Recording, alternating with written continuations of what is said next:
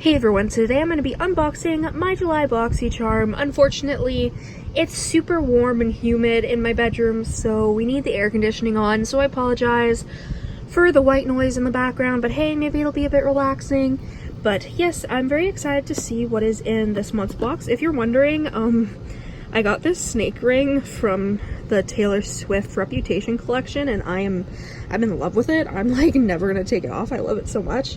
I wish I would have picked up the other colors, honestly, but if you guys want to see the unboxing of Boxycharm, just keep watching. I personally haven't seen any spoilers, so I have no idea what is in this month's box, so let's open her up. Okay. We won't look at the back of the card because that contains spoilers, but the theme is sunshine, which makes sense considering it's spring. I'm praying that that is a blush palette because I don't want an eyeshadow palette, I need a blush palette. Okay, first off we have the Creme Shop blender set.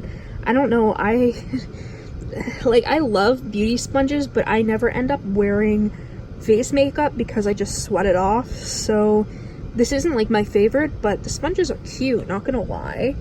Okay, we have Studio Makeup Cream Shadow. That is a gorgeous shade.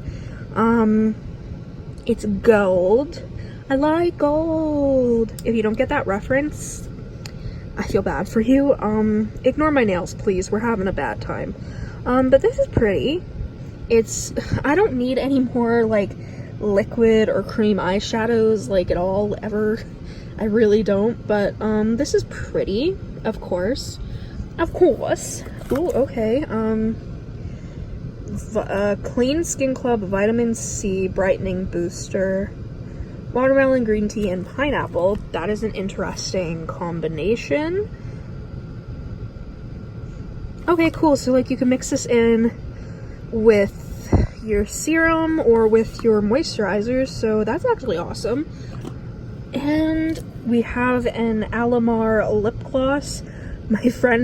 I knew that there was going to be an Alamar lip gloss because my friend was like, have you gotten your Boxycharm yet? And I was like, no, not yet. And she was like, are you going to keep your Alamar lip gloss? And I was like, I mean, I don't have it yet, so I don't know, but holy shit, this is beautiful. Oh, it's like a beautiful like nude shade with like tons and tons and tons of glitter throughout it. I love that.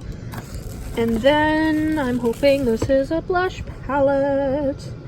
This is Ace Beaut Pressed in Paradise. Aww, that was super sad. Ew.